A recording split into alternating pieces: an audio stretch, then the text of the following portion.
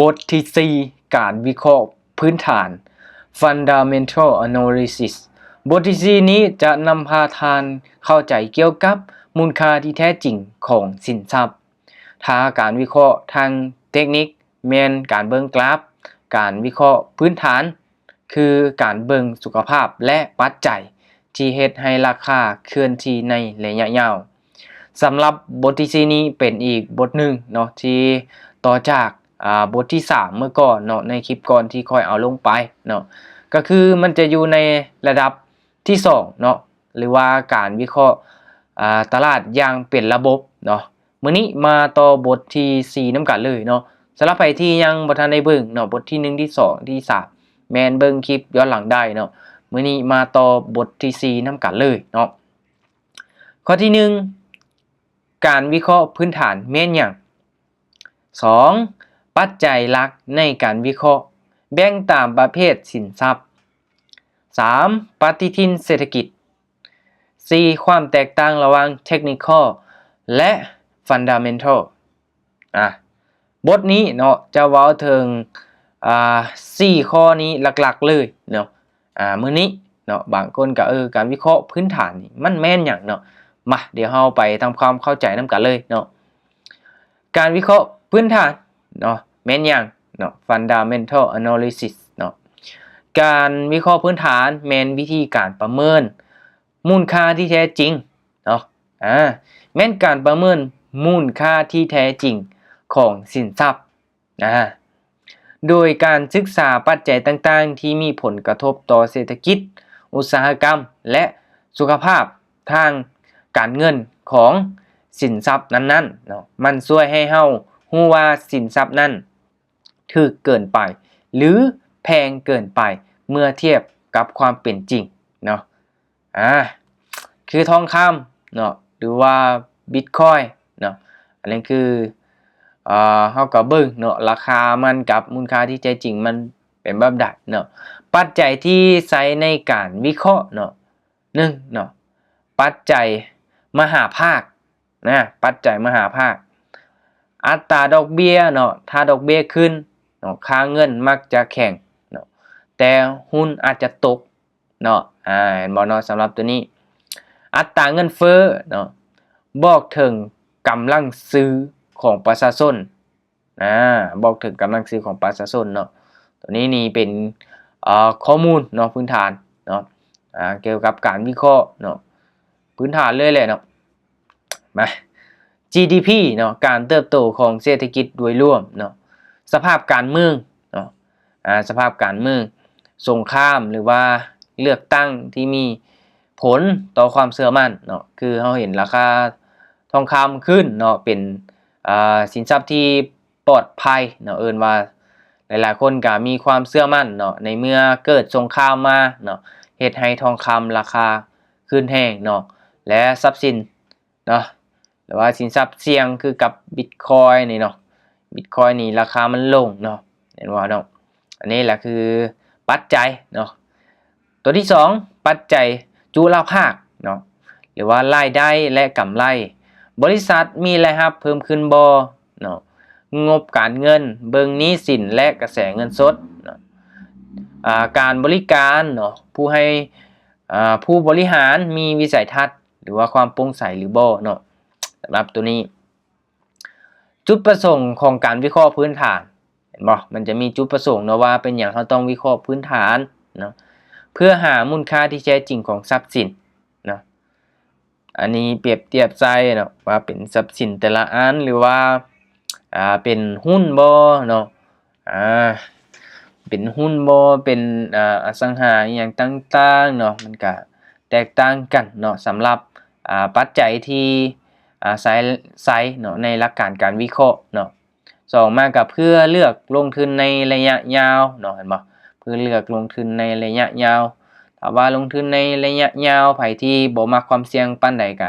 แนะนำให้เป็นทองคำเนาะทองคำนี่ก็โอเคเลยเนาะ Bitcoin ก็โอเคอยู่ในระยะยาวแต่ว่าความเสี่ยงก็สูงเนาะหรือว่าไปที่ศึกษาเกี่ยวกับแต่ละคริปโตเนาะแต่ละเหรียญเนาะมันก็ มีโอกาสที่จะขึ้นได้เนาะแต่เฮาก็เบิ่งศึกษาให้มันดีๆเนาะแต่ละเหรียญคริปโตมันก็มีความเสี่ยงเนาะเพื่อตัดสินใจว่าควรจะซื้อเมื่อราคาต่ำกว่ามูลค่าที่แท้จริงหรือขายเมื่อราคาสูงกว่ามูลค่าจริงเนาะสำหรับตัวนี้เนาะอันนี้คือการวิเคราะห์พื้นฐานเนาะคือพื้นฐานเลยเฮาก็เบิ่งเนาะว่าทรัพย์สินนั้นเนาะ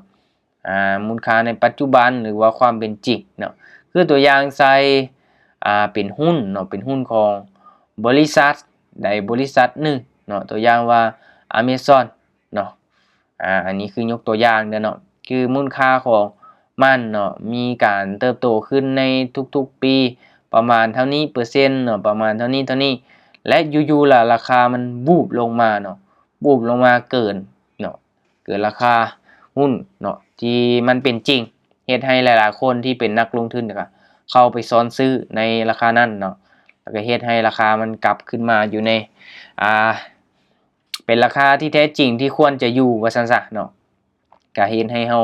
สามารถสร้างกำไรได้เนาะคือ Bitcoin คือกันเนาะเพิ่มันลงมาวูบเนาะแต่มูลค่ามันในความเป็นจริงมันอยู่ที่ 100,000 ถ้าสมมุติว่ามื้อนี้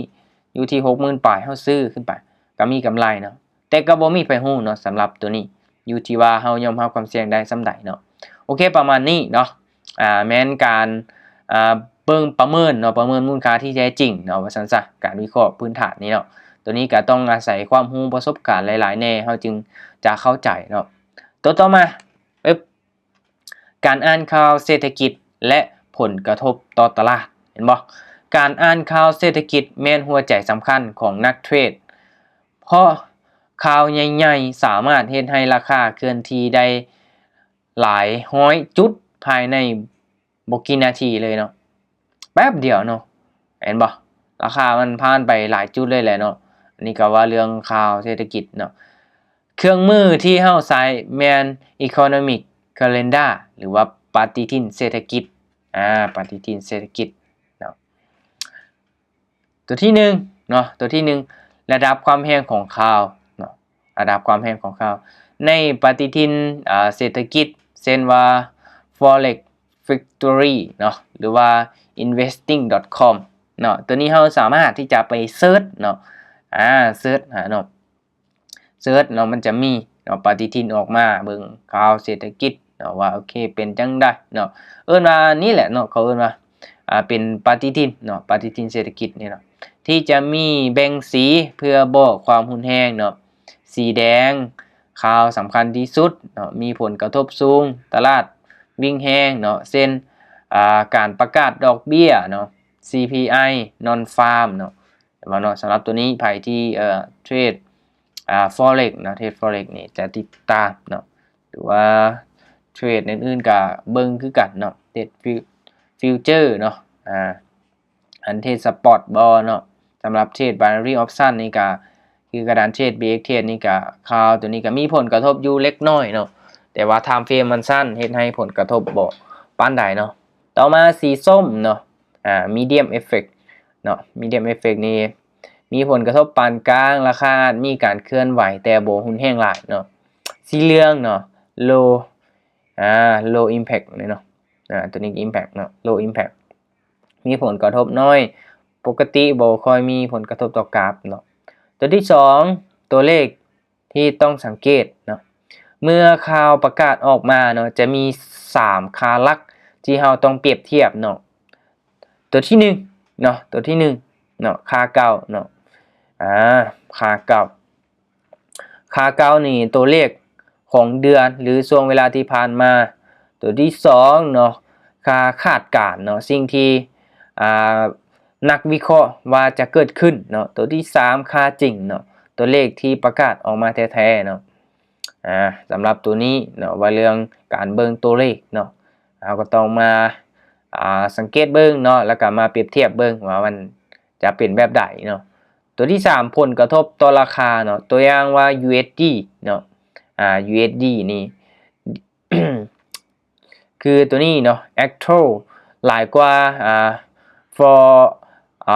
forecast เนาะfor forecast สำหรับตัวนี้เนาะ ดีกว่าคาดเนาะส่งผลดีต่อค่าเงินเนาะค่าเงินอ่า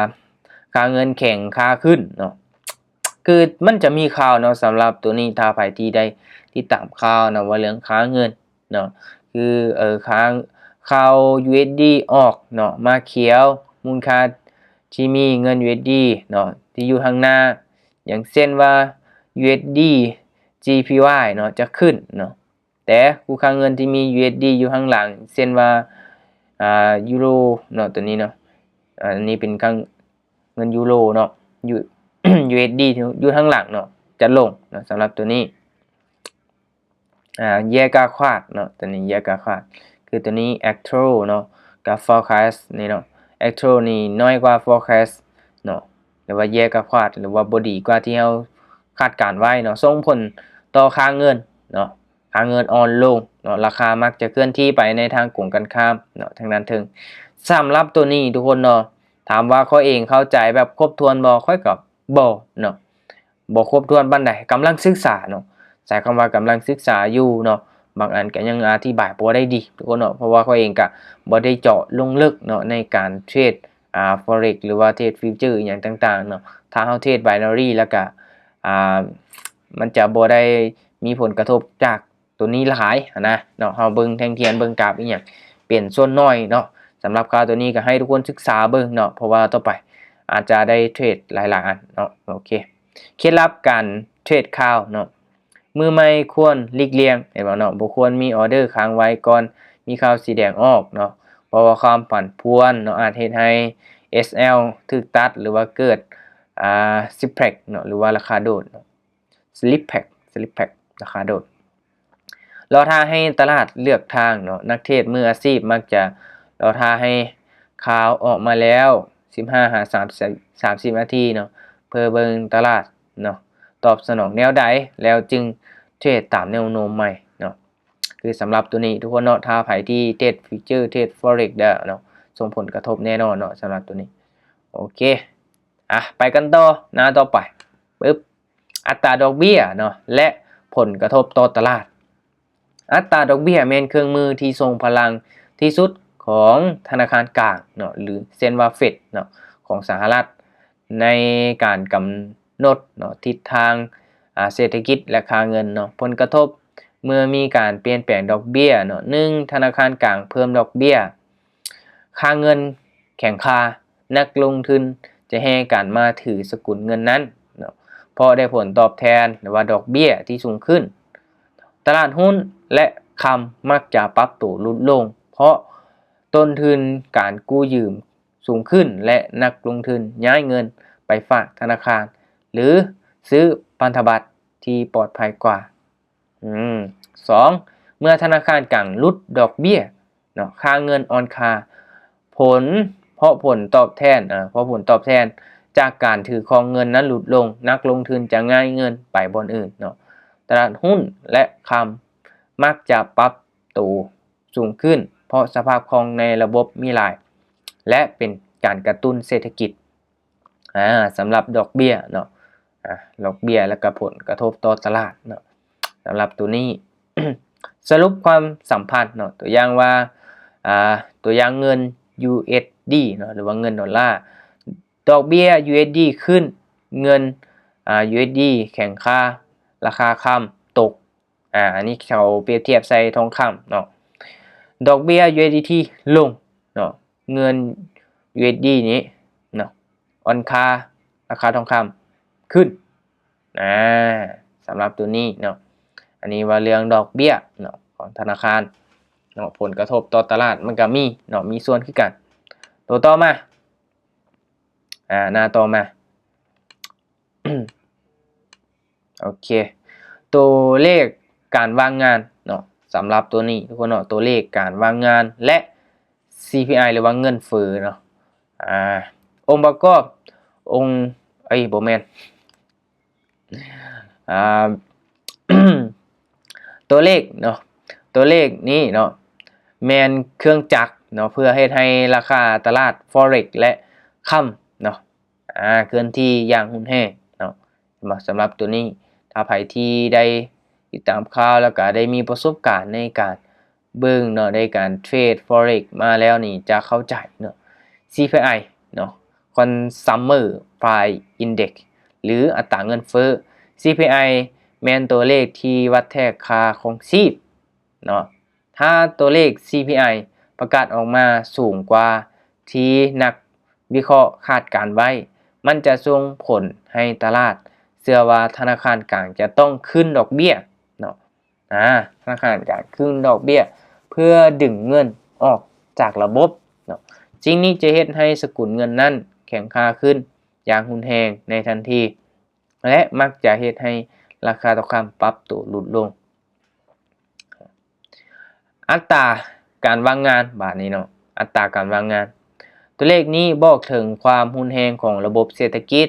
ถ้าอัตราการว่างงานประกาศออกมาสูงกว่าที่คาดไว้มันสะ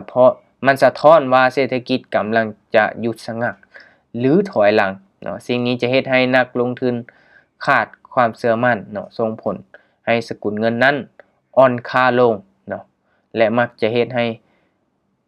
และมักจะเป็นปัจจัยเนาะผลักดันให้ราคาค่ำนี่เนาะดีดตัวสูงขึ้นเนาะในฐานะทรัพย์สินปลอดภัยหัวใจสำคัญ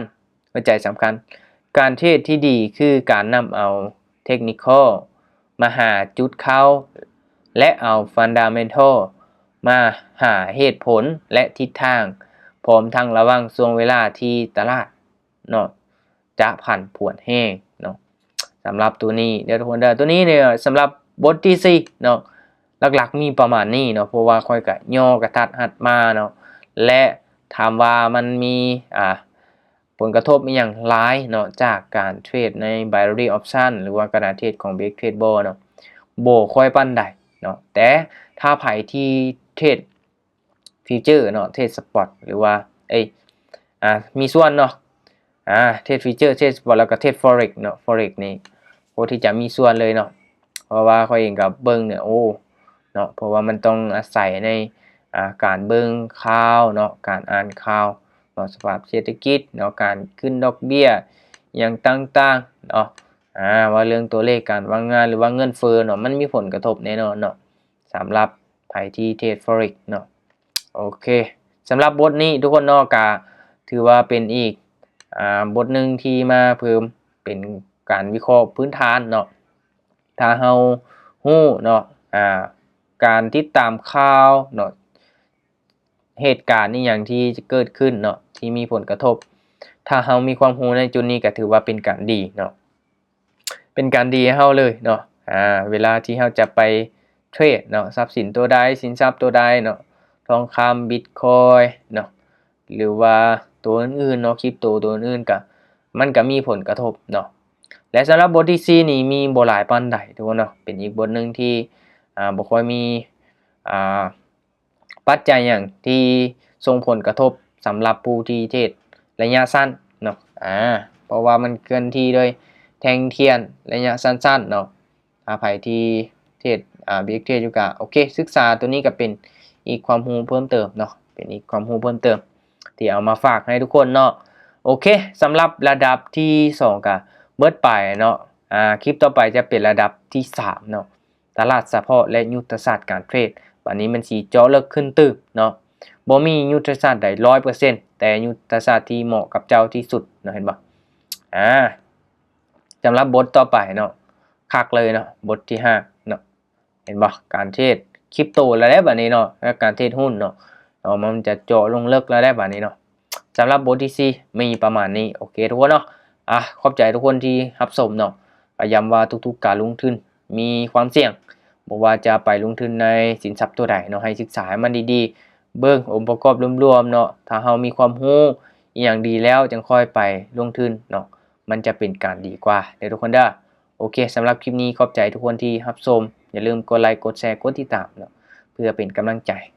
ในการที่ค่อยจะเฮ็ดคลิปต่อไปโอเคขอบใจทุกคนที่รับชมบ๊ายบาย